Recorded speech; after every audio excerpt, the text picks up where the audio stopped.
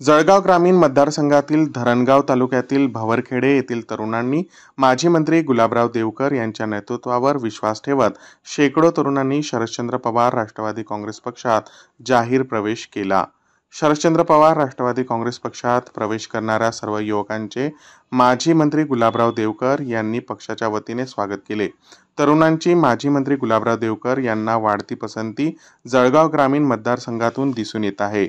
यावेळी शरदचंद्र पवार राष्ट्रवादी काँग्रेसचे जळगाव ग्रामीण विधानसभा क्षेत्र प्रमुख पंकज महाजन, धरणगाव तालुकाध्यक्ष धनराज माळी, युवक जिल्हाध्यक्ष उमेश पाटील, भवरखेडा गावाचे माजी सरपंच किरण गोकुळ पाटील तसेच नंदलाल पाटील, विकास माळी, उपसरपंच खंडू रूपचंद्र भिल्ल, कानळघ्याचे ज्येष्ठ कार्यकर्ते संजय चव्हाण आदी उपस्थित होते। 50 जण आपण त्यांचं काहीतरी नेतृत्व काम बघून आम्ही काहीतरी 50-60 सगळे युवा मंडळ आज राष्ट्रवादी काँग्रेस पक्षात आम्ही सगळ्यांनी प्रवेश केलेला आहे। म्हणजे पहिल्यापासूनच आम्ही आपण त्यांच्यासोबत होतो, पण आपण त्यांच्यावर आमचा एवढा काही विश्वास होता पहिल्यापासूनच।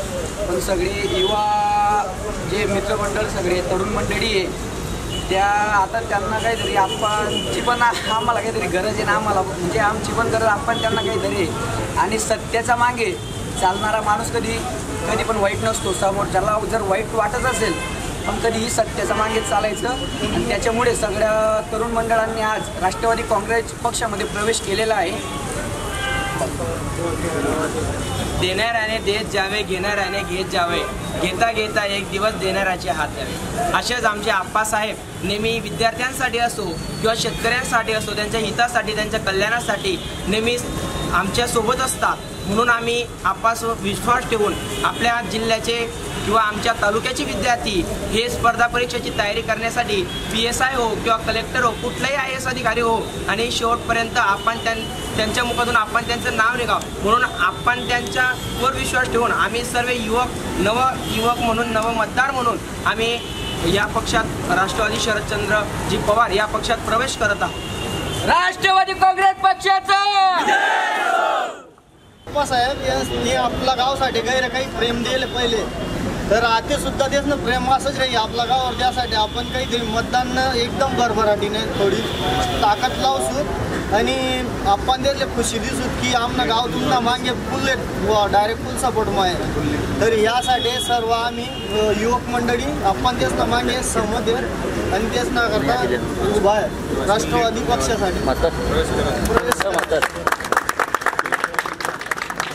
मी त्यांना हे पहिल्यांदा विचारतो, प्रवेश करायचा असेल सोपशीने करायचा माझा आग्रह नाही। नाहीतर काय होतं बरेच ठिकाणी काय करतात आले भेटले चांगले बरोबर नसतं। आम्ही सांगतो की बाबा तुमची इच्छा असेल तर प्रवेश करायचा, एरवी काम सांगा काय चर्चा करायची करा। त्या पद्धतीने ते स्वतःवरच प्रवेश झाले सगळ्या जातात।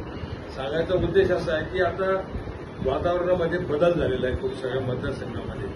10-12 वर्षामध्ये मंत्री गुलाबराव भाऊ राहिले, काय विकास केला मला सांगा। मी टीका करणारा माणूस नाही, पण वस्तुस्थिती अशी आहे की जी ठोस कामं मी कमी कालावधीमध्ये केली, हे धरणगावचा उड्डाण पूल असेल, गाडोद्याचा गिरणावरचा पूल असेल, क्रीडा संकुल असेल, तेली तलाव असेल, बाळदेव ठोंबरेंचं स्मारकाची जागा असेल, रमाई स्मारक आहे, जळगाव शहरात 31 कोटी रुपयाचं नाट्यगृह बांधलं आपण, तिथं लांडोरखोरीचं गार्डन बनवलंय लोकांच्यासाठी। अशी अनेक कामं आपण त्यावेळेला केली। मस्तावरच्या पुलाचं त्यावेळेला सुरुवात केली होती। ही जी ठोस कामं आपण केली, एक ठोस काम गुलाबराव पाटलांचं दाखवा प्युअर ब्लॉक हे ते आणि परत जी काही रस्त्याची कामं केली।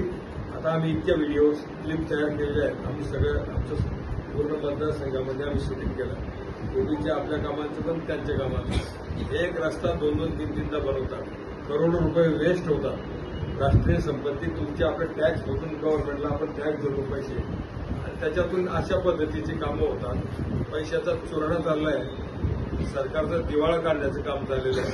हे जे सरकार आहे त्याच्या माध्यमातून ज्यांना आता भीती निर्माण झालेली आहे की आपलं सरकार येत नाही। लोकनायक न्यूज करिता प्रतिनिधी अजय बाविस्कर, धरणगाव।